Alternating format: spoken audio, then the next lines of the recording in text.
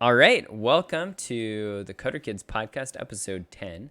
I am James Thornock, one of the hosts, and this is Jeff Ward, another one of the hosts. And Hey everybody. today we are going to be talking about our mission um, as a company. So that's going to be exciting. But before we do that, we always got to check in with Jeff's construction updates and what we've Uh, got going on. uh, Is it bad news this time? no, I mean it's fine. I think it's just it's just slow progress. Anyone who's done home renovation all by themselves knows there's a reason why you watch HGTV and there's like 16 guys on that crew. Like it's just so much, and it's a lot to do all by yourself. We've had some contractors, but it's a lot. So, anything else new this week in Jeff's life? No. Are you asking your conscience? You like turn to the right. Yeah, yeah. I have myself next to me. Uh, that's pretty much the main thing. I guess we did start fall classes, right, James? Like last Definitely. week, more or less. Yeah. Yeah. So that's So, exciting. and I've got plenty new going on. So, Jeff and I were talking about productivity before the show started. And one of the things that I've been wanting for a long time and that I like kind of made a jury rigged, like really low quality one before was a standing desk. And so I now have a standing desk in. I'm actually sitting at it. So I don't know if that tells you That's anything, cool. but I'm very excited. So this entire morning, I was standing during the whole thing, and I thought I'd get really tired, but I really didn't. And it's nice because if I want to turn the lights off, I just do it. If I want to leave the room, I'm already Oh yeah, standing. It's standing nice. desk is great. I have a standing desk. It's the best. So I did want to throw in two updates now that I've had a second to reflect.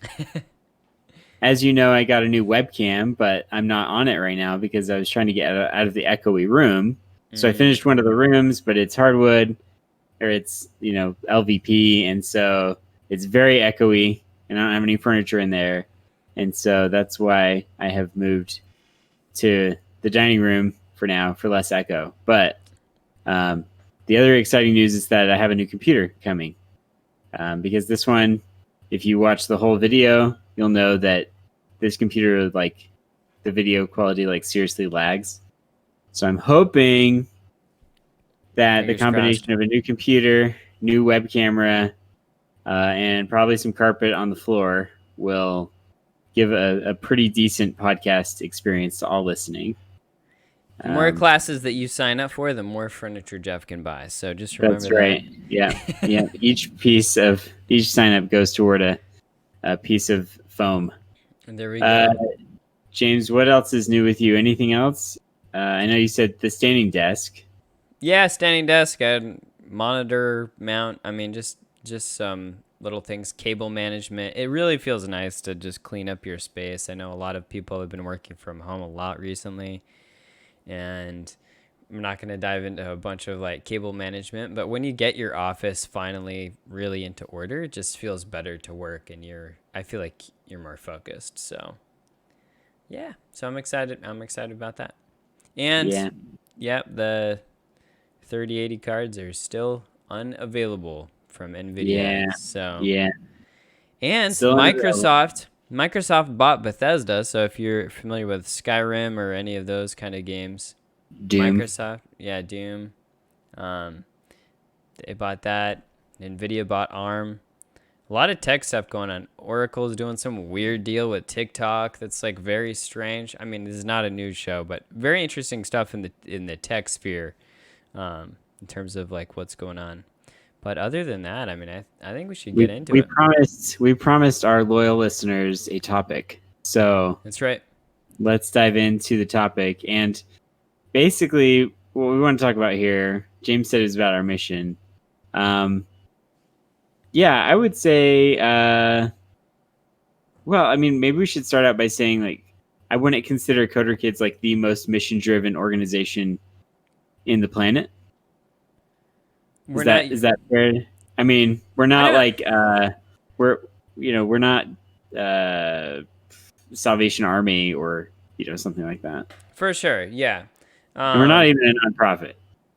So no, I want to start out with that disclaimer, like letting people know, like you know, we're not like Mother Teresa over here. Okay, yeah. I mean, I disagree. So, like, I really we are think. Mother. You are Mother Teresa. No, I'm not her. For clarification, James Thornack is not Mother Teresa. There's no equivalency. But I just would be doing other things if I didn't think coder kids could really make a difference in the world. Like, Oh yeah, I just absolutely believe that. And I am a bit more of a free spirit in terms of I don't care if you're doing it inside of a company like Apple or Microsoft or any company.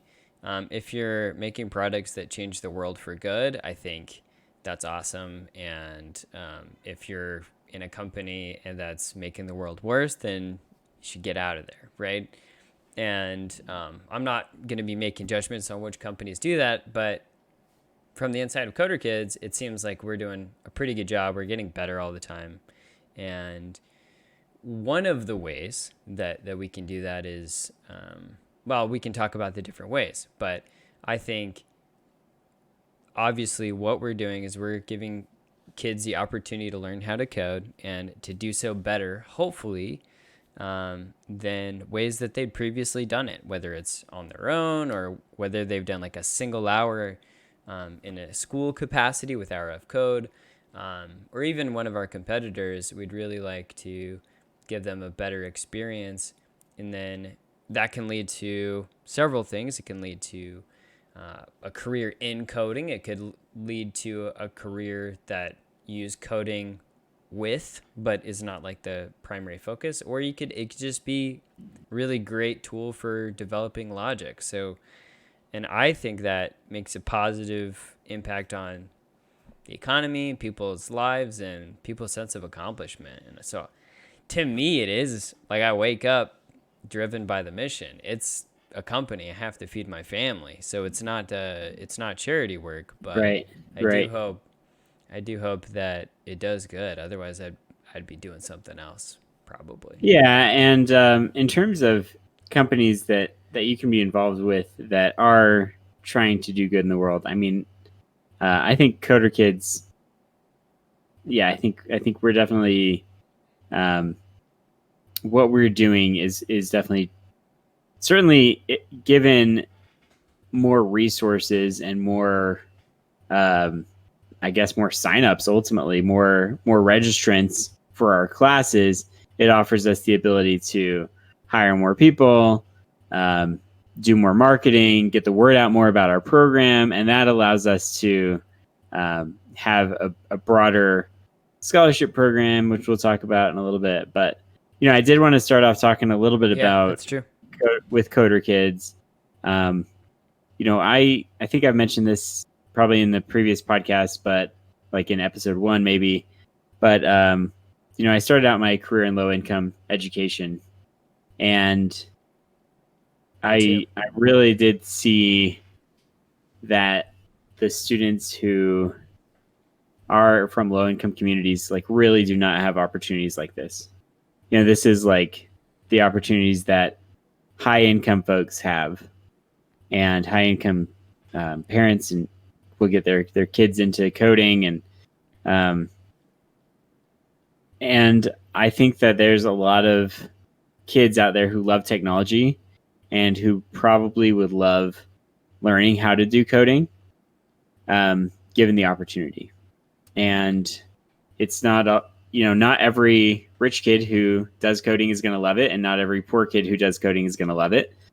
But it's about having access and giving the opportunity to those kids. And so, going back to my low income education background, when I first started Coder Kids, I definitely had grand visions of like helping out my former students to come and do coding with us, and to be instructors, and to be students, and to learn this stuff and get exposure to it, because most of their schools that they attended which I'm really sad to say, they still don't have like computer science programs because they're very focused on like the basic fundamentals and passing AP exams and passing the SAT.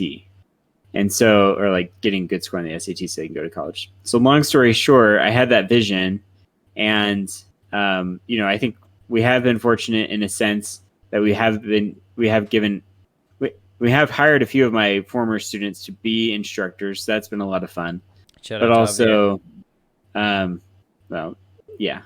But anyway, so quite a few of my former students have been involved even before James was around.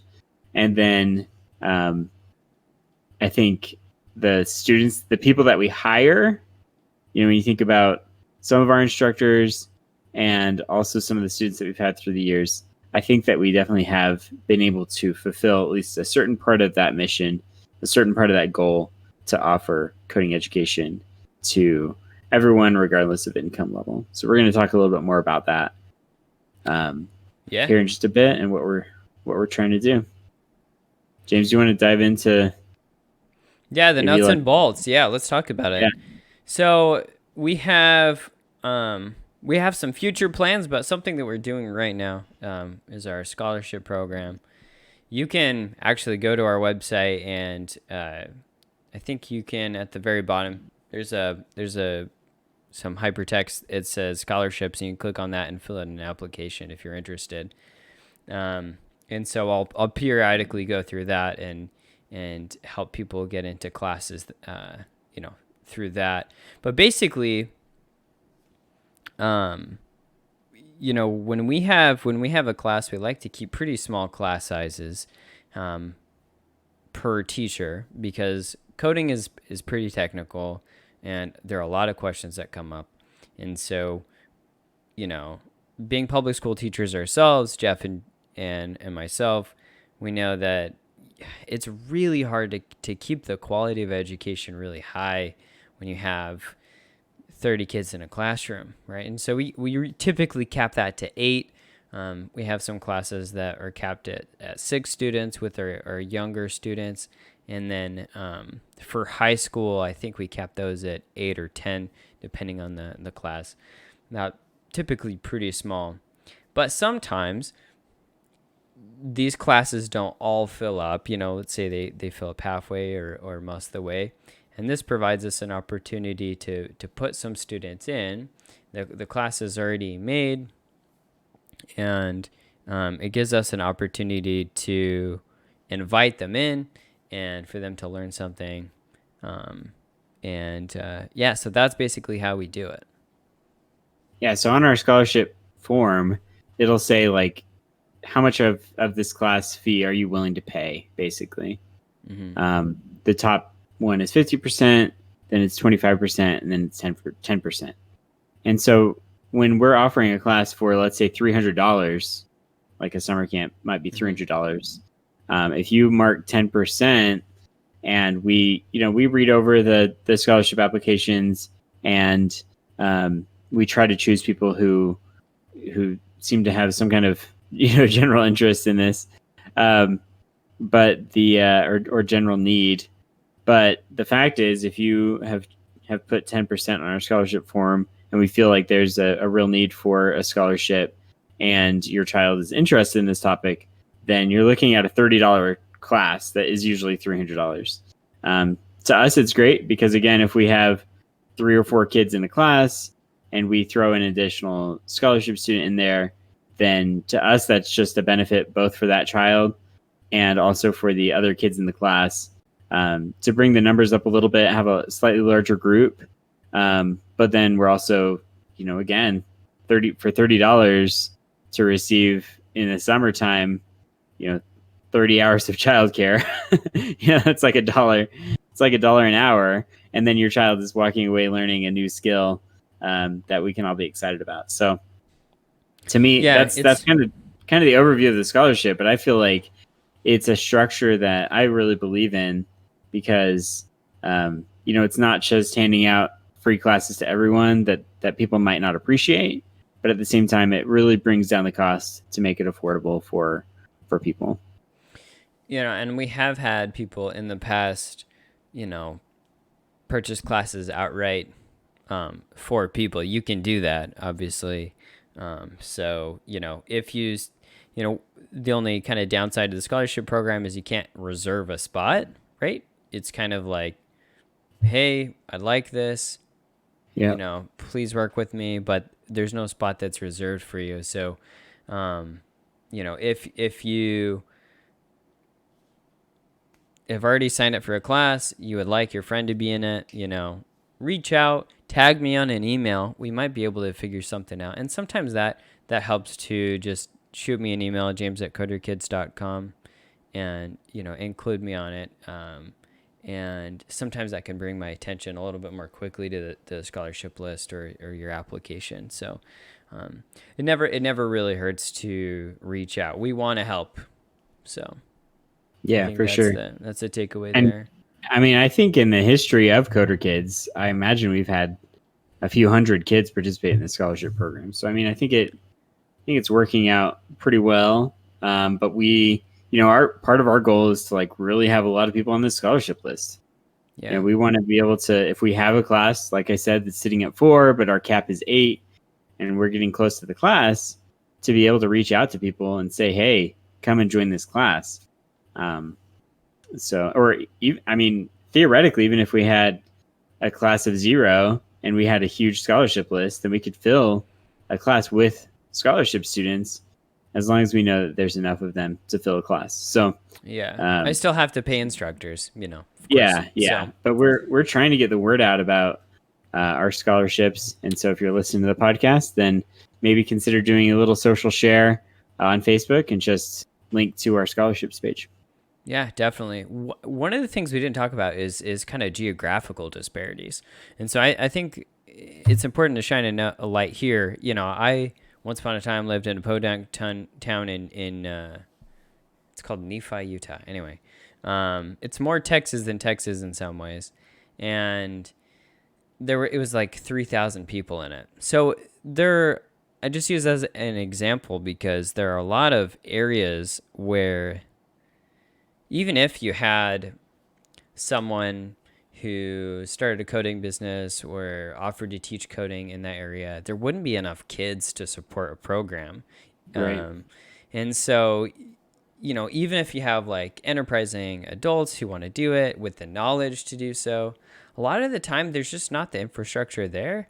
But now, because we're doing virtual classes, because as long as you have an internet connection, we can run these classes essentially.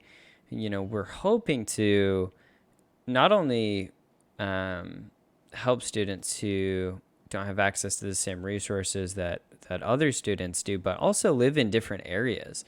Like in that town in Nephi, Utah, when I actually was in junior high at that time, and I, true story, wanted to be a video game designer. And I didn't know what that meant. And I spent $20 on a program to learn how to code. And it was impossible to learn at my age. And I didn't have any mentors. I was trying to learn it myself. And there wasn't YouTube. And, so I was living in the Stone Age, kids, for the kids listening. But that's really what I want to do. And I gave up on it because, it was unreachable for me. So Right. I think part of the reason I'm motivated is because like I was in that situation. Had someone come in and the internet been developed enough and video conferencing and all of that, then could have said, oh, this kid would really like to take the class. We'd like to offer it to him and, make great things and be able to interact with students who are in different cities and different parts of the world. And so we've seen that, this summer we had people in Canada and Texas and California and New York and all over the place. Someone in Germany as well. So, it's great to be able to offer geographically to places that have been underserved as well. Yeah, for sure. Well, let's dive into the next topic. So, I guess wrapping up our scholarship program. Definitely sign up, and please spread the word. Next up, just this is, I guess, just continuing kind of along the same lines of like our mission and like hoping to give everyone access. We do post a lot of free resources on our blog and on YouTube. Certainly are trying to build both of those out with even more resources all the time. But if you haven't been over to our blog or to our YouTube channel, definitely check those out and see. I think YouTube right now, I mean, apart from the podcast that we did about like resources you could buy your child, I feel like our YouTube channel is a lot of like information about Coder Kids. But there are definitely resources out there that we've been posting on our blog. And I mean, I think we even, trying to think, in the early days, we had like some curriculum documents and things that we were giving away for free. But certainly if you reach out to us, then we can point you in the right direction. We can point you to certain blog articles. We can maybe pass along free resources to you. And then on YouTube, we are anticipating being able to post more and more free content as well. Yeah, absolutely. And one thing I wanted to know about the scholarship program and about the rest of our classes and everything, I would say if you have an idea for a class, let's say, you're really into web design or something like that, and a couple other parents that'd be interested in signing up for that, reach out about that. These things are a little bit flexible, right? If there's demand there, if there's something that you'd like to learn or you like your kids to learn, usually we can accommodate that. And we've done that before. So don't ever hesitate to ask if you think that there's something that we can accommodate. There are a couple classes that have been born out of that. The YouTube 101 class does video editing. We're going to be unveiling a web design class in the springtime, likely, because of that. And Roblox gaming and Fortnite gaming and all of these things came from parent feedback. And so, we'd love to help. Just include us in your questions, and then there's a chance that we can accommodate, and then also the scholarship applies to those new programs as well. So let's dive in and talk a little bit about I guess maybe some of the work that we've done with nonprofits in the past. Yeah, definitely. Maybe so that we can set people up to understand. So a big part of our business is to run for-profit classes in schools and private schools, public schools, in the community in the summertime. And that's where we would probably use the scholarship program most, is like our general like summer camp programs or our after school programs. But a lot of times, if you do happen to be listening to this and you work for a nonprofit, we certainly have partnered with a good number of nonprofits over the years. Yeah. And maybe can just dive into a little bit of our experience so far. And the great thing about nonprofits is that it's like our scholarship. It's like what we were describing for our scholarship program, except the classes are truly free. Yeah. And so all you have to do is sign up through the nonprofit, and sometimes those are free and sometimes they're not. But typically it's pretty inexpensive. And then you'll go through the nonprofit to pay and register, and then the nonprofit will just contract with us to come in and teach the class. So I also find that to be a really meaningful part of our work. Yeah, for sure. Can I, oh man, I'm excited to talk about some of these. Yeah, go for it. So we've taught, I remember we've did, Weeblo's done, I think it was, I remember that. And also, sorry, that's Boy Scouts for the uninitiated, Cub Scouts. Weeblo's is a rank. It's, what age do you think that is? I think 9, Weeblo 10? Is technically between Cub Scout and Boy Scout. No, it's totally Cub Scouts. It's totally Cub Scouts. Yeah. Well, then it's the oldest level of Cub Scout. Yeah, that's right. So there you go. So that's what it is. Is that all you wanted to say about that? No, I mean, yeah. So we did that one. Yeah, it was great. It was a lot of fun. I remember specifically teaching how to work with clones and how to replicate lasers. And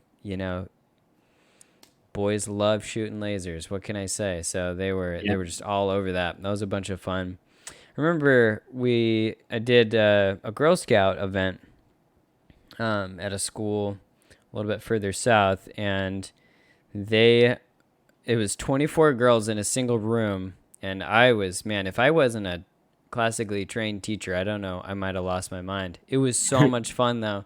There we did, I think, just a basic kind of animated name project in Scratch, and there were so many colors and so many unicorns and rainbows, and there were squeals of delight basically for an hour. I mean, I had to, I don't know what you do for ears to like bandage them, but like, so my ears were hurting at the end of it, but they were so happy and they were singing and dancing, and the best part was just when girls would see their name on the screen, they animated it, and they realized that they had created it.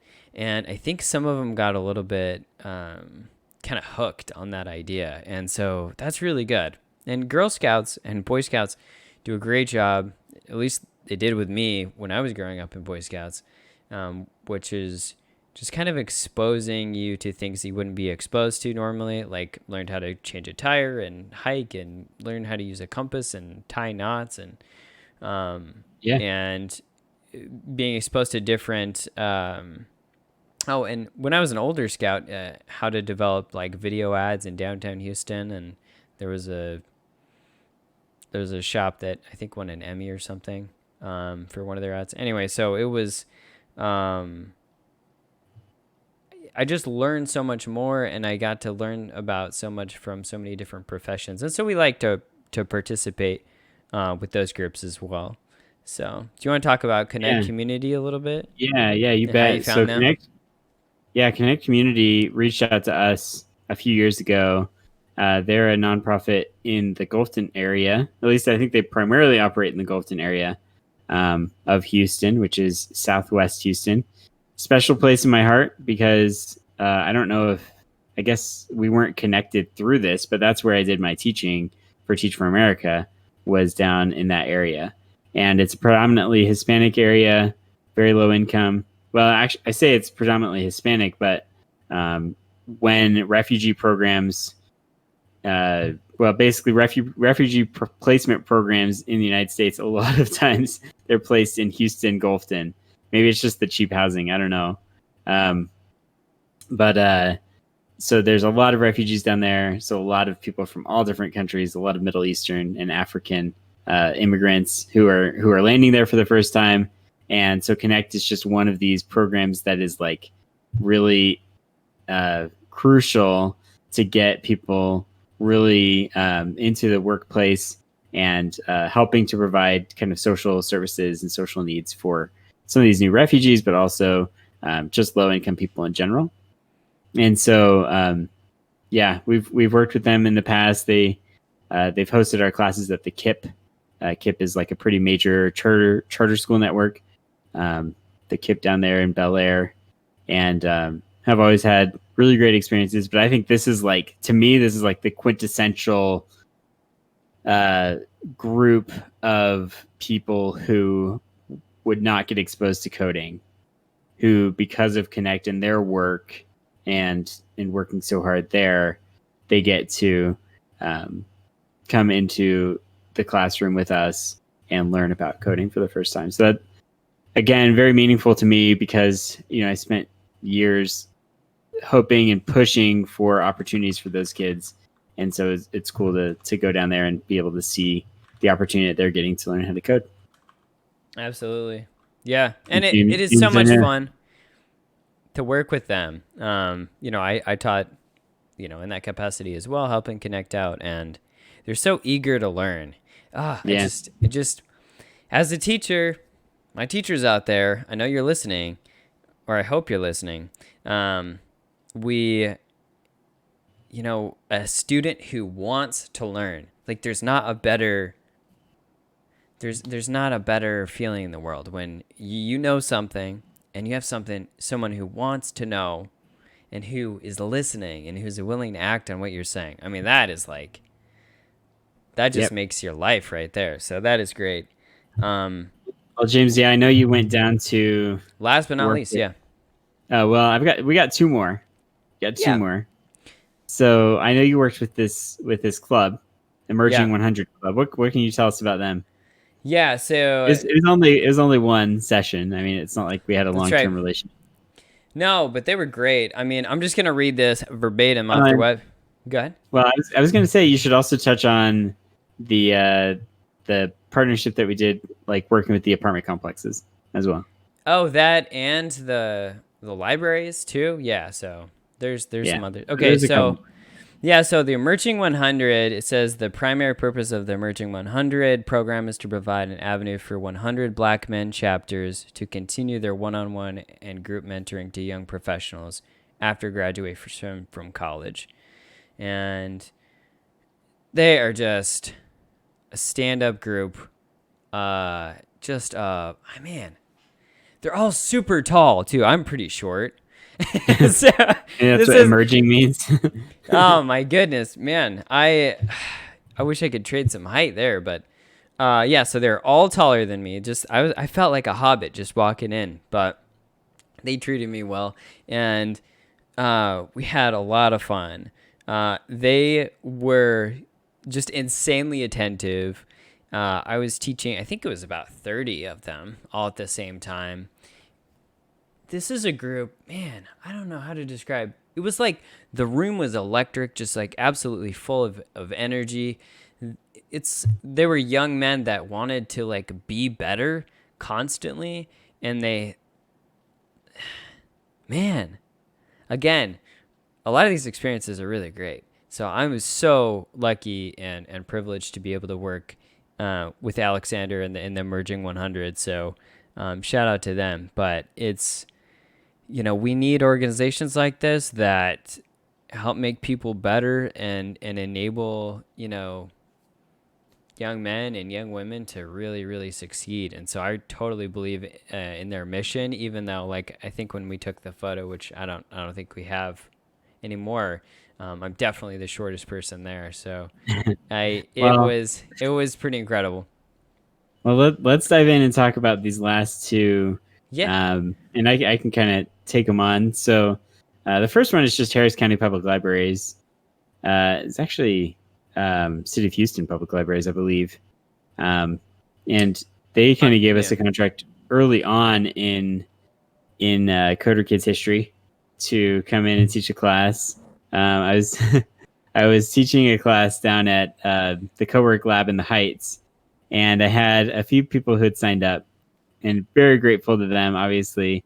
And one of the moms of one of the parents was taking pity on me and was like, "You, it seems like you're doing good stuff. Have you ever thought about teaching at the library?" Because she works for the library. And I was like, no, like, I don't know how I'd get in there. And she's like, oh, well, I can get you set up. So she was nice enough to basically get me a little contract. It was probably like $2,000 or something to teach a little class down there. It was probably less than that, to be honest. But anyway, so that was kind of the beginning of that. That actually we haven't really taught a ton of classes at the library. Well, But the reason I said Harris County is Maud Marks Library. oh yeah, I've taught there, and which is in Katy, in the Katy area, but which is west of Houston for those of you who are not local here. Yeah, so I've done some teaching with them. It's kind of like if you work for a nonprofit or if you work for a library or if you were, Yeah, we're certainly like open and ready to serve and help and get this in the hands of as many people as possible. But sometimes those opportunities don't necessarily, always fall into our laps, and a lot of our time has to be spent toward, kind of the for-profit side. So, keep so the we are lights on. certain. Yeah. So, it's been I think it's certainly always a very rewarding experience to do that. I had a wonderful experience down at the library, and I love the fact that people can join our classes for free and come and take the class to get a little bit of exposure to it. I will say the last one that comes to mind, the nonprofit that's come to mind, is called Rainbow Community, I believe. Rainbow Housing yeah. Corporation, something like that. These people are pretty cool. They've reached out to us a lot of times, and we've kept on trying to do programs with them. And these are programs that have been performed at like the lowest income apartment complexes in Houston. We did one in College Station as well. And I think that the challenge there is that there's just so many like community factors that come into play where academics are not necessarily as emphasized as they are in certain communities. And so we've run a few classes there. I've had some great experiences with some of the kids there, but certainly is not a community without challenges. Actually, I think it was like during our tenure teaching at one of these apartment complexes that there was like a murder or a killing. And I remember reaching out to the instructor and being like, hey, this just happened. Are you still okay going? And they were like, yeah, it's cool.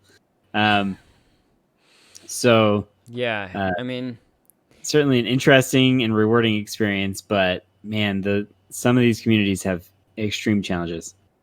Well, and that's what it comes into at the end of the day is every kid matters, right? Like every kid should have educational opportunities. Coding is one way to get educational experience and exposure, which is great, and that's what we're working on. But there is definitely room for improvement, definitely room for help. So, if you know anyone that could, use these services, that could use a leg up and a hand, even if it's just our free resources, pointing them to either this podcast or our other resources, we'd love to help. So there's plenty of darkness in this world. Goodness, 2020 it's been rough, but man, I think there's still gosh, this sounds like a really cheesy Hallmark movie, but like I believe there's a beautiful horizon out there. Like I think as a race, like we're making improvements and we're just trying to be part of that. So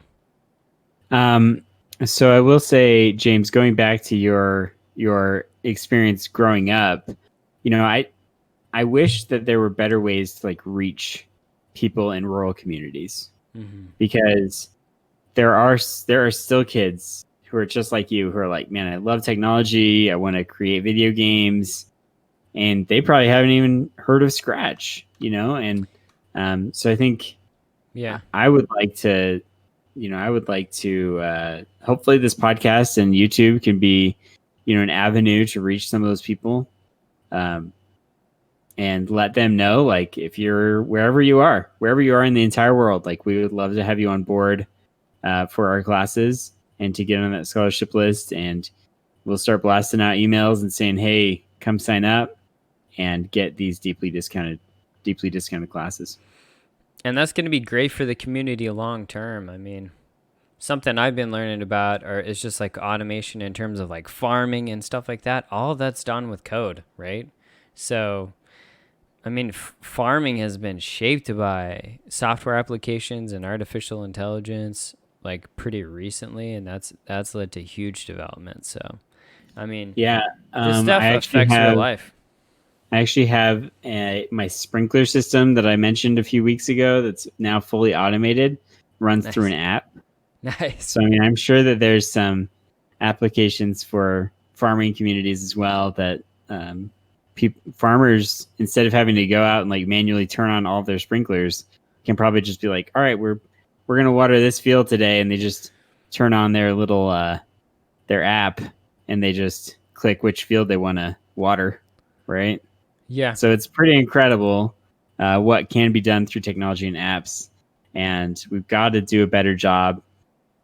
Man, there's so much work to be done. So, I mean, whether it's reaching out to urban inner city communities or whether it's the rural people. I don't want coding opportunity and educational opportunities to only reach those who have resources.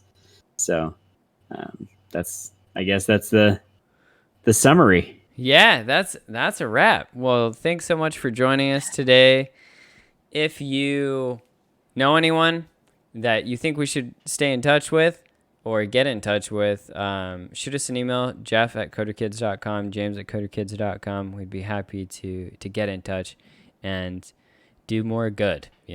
I think, we're motivated by that, and we want to see that on the world. So on that note, we'll see you next week. All right. Thanks, everyone.